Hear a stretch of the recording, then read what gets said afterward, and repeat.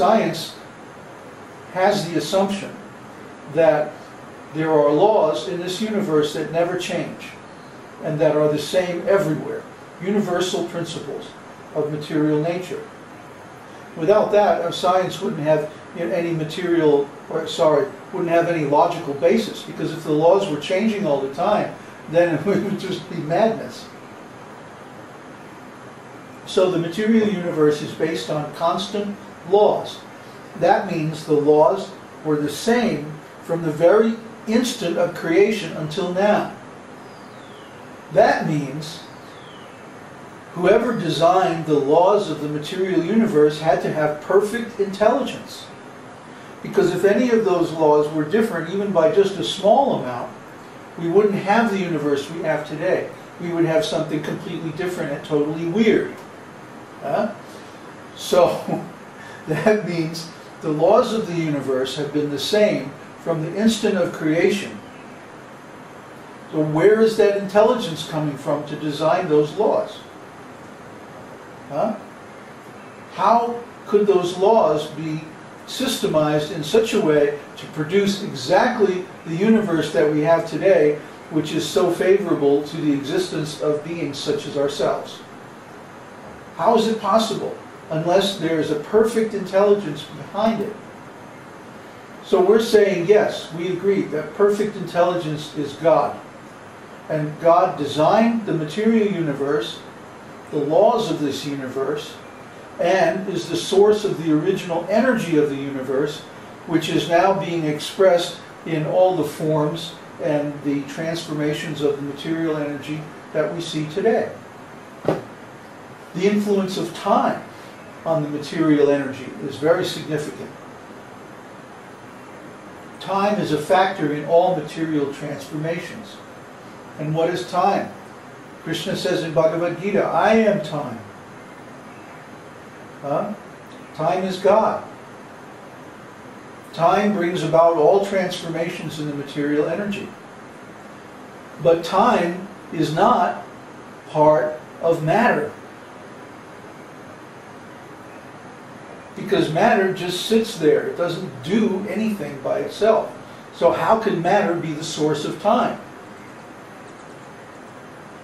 You follow? The cause of something has to have similar qualities to the effect. So if we see an effect such as time, its cause cannot be material, because matter does not have those symptoms that we observe in time. For example,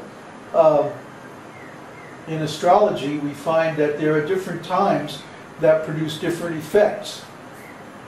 And the time is universal. It's the same in the heavens as it is in the earth. That's why astrology works, because we can see the movements of time in the movements of the planetary bodies more directly and more clearly than we can see the movements of time on planet Earth. Just like if you're walking around in a big city, it's very hard to see the pattern of the streets and the location of the different buildings and stuff. But if you have a map, because it's like looking from above, from an airplane. So you can see very clearly the whole layout of the city, even though you can't directly see from your present position. So similarly, we're stuck in time. We're in the present. That's like being down in the streets of the city. But from astrology, we have a chart. And the chart is simply a map of the heavenly bodies at a particular time, or progressed through time. So that map shows us the movements of time as reflected in the heavenly bodies. And so we can understand the movements of time on our level by a similar inference as we understand our position in the city by the use of a map. So we can understand that if time is a cause, it cannot be an effect of matter, because matter is simply an effect. And it does not have the property of causation. Energy does have the property of causation. But energy does not have the property of emission. Only the source of energy has the property of emission. So when we see that time is causing so many transformations and affects both energy and matter, then we can know that neither matter nor energy can be the source of time. You see, we have to think through these things. We have to use our intelligence to understand what is the cause and what is the effect. Time is the senior cause within the material world. It is only due to the influence of time that the three modes of material nature are able to agitate the material energy and cause their different effects. And these effects are of three kinds: goodness, passion, and ignorance. And the difference between those three kinds of influences is that the effect of the mode of goodness is to purify things and move them towards spiritual realization and consciousness. The effect of the mode of passion is to cover the spiritual intelligence and make it think that the cause of everything is the material energy. And the effect of the mode of ignorance is to cover the intelligence so completely that one thinks that he is the material energy. So we can understand by the consciousness that's the result of these different theories which mode of nature is behind those theories.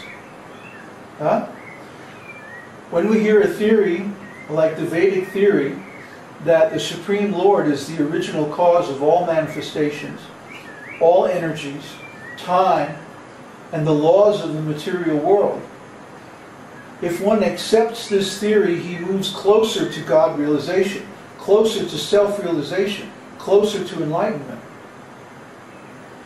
Therefore, this theory originates from the mode of goodness.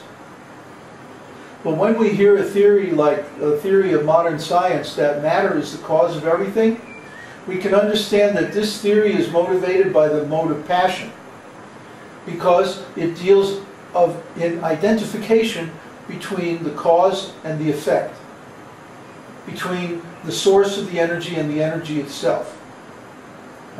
They actually reverse everything, and they say matter is the cause of life, instead of life is the cause of matter. So we can understand that these kind of theories are motivated by a desire for material enjoyment, and to see matter as the cause and the be-all and end-all of everything. No, ignorance is when somebody says, "Oh, who cares what the cause of the material world is? Just have another beer, man." That's ignorance. That's also a theory. That theory states that it doesn't have it. We don't need no stinking theory, man. It's a meta theory. What's that? A meta theory. It's a meta theory. You're right. Ignorance is a meta theory. But we don't need ignorant. We don't need, yes, absurd. It's totally absurd. So they think that life is absurd. They think that knowledge is useless. And they think that intelligence or the exercise of reason is just a waste of time. That's the theory of people motivated by the mode of ignorance. Yes, they're all very popular because most people are influenced by those modes. And we can see these modes active in different schools of Speak philosophy. up, nobody can. Yeah. If you're going to talk, then come over here. Yeah. And we can see these different modes acting in the different theories of philosophical schools, like Zen Buddhists, for example. They are a complete representation of the mode of ignorance, because they don't use logic, they don't have an explanation, they don't care about the cause of creation, who maintains this universe, how the material world is destroyed and created, and so they just stare at the wall and say, well, basically it's all one. We don't care. We've got the answer. So this is a good example how the mode of ignorance is put into some high-sounding words in order to attract people's attention. Well, let's take a look at the Zen Buddhist theory. The Buddhist theory says that basically nothingness or emptiness, shunyata, is the absolute. And the reason they give for this, when you can get them away from looking at the wall, they say that nothingness has no cause or source. Because how can nothing come from something? Yeah. So nothingness is self-generated, self-proved, and eternal. Because after all, it's nothing, so you can't destroy it. So these are these are called